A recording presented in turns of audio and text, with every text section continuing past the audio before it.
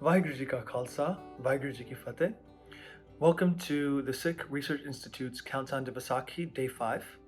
My name is Jujhaar Singh. I'm on the Board of Directors for SikhRI. And today I want to talk to you about my reflections of Vaisakhi and growth, and specifically through the lens of Basant Ki Var. Let's talk about Basant as a whole. Basant is a rag that's commonly sung in the blossoming season, in the spring season, when things are growing, it's becoming greener, the harvest season as well, and Vaisakhi falls in Basant. And the rag is so beautiful because it talks about growth and becoming green, and common words are hari or har or molea, and I'm going to reference some other shabads from Basant. But if we look at Basant Ki Var, the first body talks about how one grows. So the first line is Har ka naam te aaye ke ho harya pai. And I think this line is really beautiful because it says Har in this case. First of all, Har is the most common word in Guru Granth Sahib. It can refer to any number of things, but in this case it's referring to Ik Oankar. So Har ka naam, naam literally means name, but it also means identification, or what something stands for. When you call someone by their name, it's not just the name itself, it's their being. So Har ka naam is the essence of Ik Oankar. So Har ka naam te aaye ke hohu harya pai. And I think it's really beautiful here where it talks about hohu harya pai. Harya means to become green. And in this case, it talks about becoming green through growth, through the growth of understanding now. And I think this is a really a cool thing to talk about because each of us has our own growth to be had, and we each grow in different ways. If you look at plants, they grow under the right conditions, and some plants might need watering every week, others need watering every day. But if you give them the right conditions, they will sprout, they will flower, and they will end up achieving their full potential. And I think the same thing is true for us. In fact, if you look at Professor Puran Singh's writing in a chapter called Conduct of Life, he talks about this exact thing. He says, only one thing is needful, that the tree of the human soul should shoot upwards along its soul axis aright, from roots springing in the dark and raising its tops proudly aloft in the infinite sunshine of life.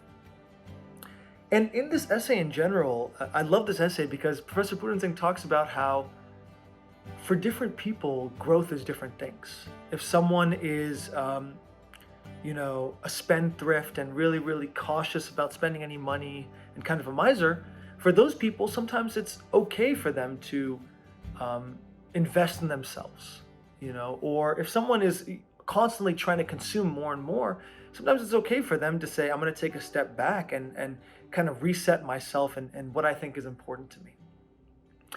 And I think this mattered a lot to me because I see sometimes in our own communities, in my own thinking, that I feel that I always have to be correct, that making mistakes is somehow irrevocable or irreversible. And I think the first lesson from Basant Ki Var that I'd like to take is to embrace growth. Because the only way that you will grow is if you take chances, and inevitably if you make mistakes. As long as your intention is to learn from those mistakes, as long as you take those lessons and don't repeat them, I think that's how you find your soul, is the way Professor Puran Singh writes it, but that's the way you find what's right for you. And if you even look at trees, not every tree grows the same. The bonsai tree grows like this. So growth is usually not linear as well. And I think one of the beautiful things about SikhRI is that growth and becoming a better person is not reserved for people who have only done good things their whole life. If you look at the example of Sajjan Tug, for example, who literally used to take people into his house, kill them, and steal their belongings, Guru Nanak Sahib helps Sajjan Tug realize the error of his ways and become a better person. Same thing can be said for the Chali Mukte, who abandoned Guru Gobind Singh at Anandpur Sahib, or Pandey Khan, who turned against Guru Har Gobind, fought him in battle, but in the last moment asked him for forgiveness. So I think in SikhRI, sometimes we get up in concepts of purity or not wanting to make the mistakes one thing I'd like to take this Basant and this Vaisakhi is to be okay with failure, because that's the way that growth is going to occur. And in the last line of the first Pauri, Guru Arjan Sahib, kind of clarifies this in my eyes. He says, Nanak simre ek naam, fir bahur na tai. By contemplating simar, to meditate, to understand, to kind of repeat ek naam, the naam of ek onkar, fir bahur na tai, you won't keep cycling. And a lot of people take this to mean cycles of birth and death, and that's a whole nother conversation, but you can also think about it in terms of learning from your mistakes. The point of growth is that you start to break cycles that end up hurting you, and you start to create better habits. And so I think that this body reminds me to embrace growth. The second body is all about kind of the state of being when I think a Sikh is in flow. And to explain what flow is, it's kind of a psychology term that refers to when someone's challenge and their ability are matched. So people have these moments of intense clarity or intense work where their productivity is super high because they're evenly matched to the challenge that's coming their way. And Guru Arjan Sahib talks about this, in my opinion, spirit of flow in the Sikh context, where he says, Panje badde mahabali kar sacha toa, that I've been able to restrain or control my 5 vices. Rog sog sab mit gaye, nit nawa niroa, that my rog, my diseases, my sog, my sorrows are all gone. And every day, nawa niroa, I become new. And again, this is that same idea of blossoming, where I think, when Sikhs are at their best, when I'm at my best, I wake up so excited for the next day. It doesn't matter if my back is hurting or whatever happened the night before, because I'm so ready to seize the day. And Guru Arjan Sahib talks about how this is possible. He says, "Jiste upje nanaka soi fir hoa." Jiste upje, the one that I came from, the origin, ek onkar. Soi fir hoa, I have now become. And I think this is what we talk about a lot in becoming attuned with Vaheguru and attuned with the world, that the perspective is just different. And that's kind of the goal for a Sikh, is to become aligned with Hukam. And, we see this in kind of the mindset of Basant. Dekh phool phool phule, ahante aagte aage, that everything is blossoming around me. And, I think all of us also look for ways to become part of something larger than ourselves. In this case, Guru Arjan Sahib is talking about becoming part of Ek Onkar. And I think there are steps to that, right? Joining the Khalsa Panth is a huge step in that process, because, each of us wants to find organizations or causes that we care about and become part of them, whether it's a job or a nonprofit or just a group of friends who work together to achieve a goal. And in Vaisakhi, I think Guru Gobind Singh started that for the Khalsa when he basically said, come be part of something larger than yourself that fights throughout history for good. And people have different relationships with Khande Ki Pol. It's a very personal relationship for everyone, including myself. But I think one thing that I have grown in is my thought process from, taking Amrit is essentially following a set of rules, to it's actually pledging my allegiance to something larger than myself, where I would be part of a group of people who throughout history have fought for rights and truth. So I think the second takeaway from Basant Ki Var that I will be taking is, become part of organizations or groups that help expand your mind, that help achieve goals in life and in the world that are worth fighting for, and ultimately, hopefully, worth dying for.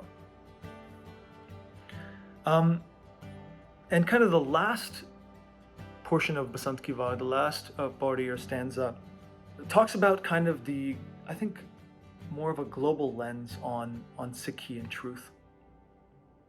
Guru Arjan Sahib says, "Kitthon upje kahe rahe, kahe mahe samave," which refers to, where are beings created, where do they stay, and where do they ultimately end up merging into?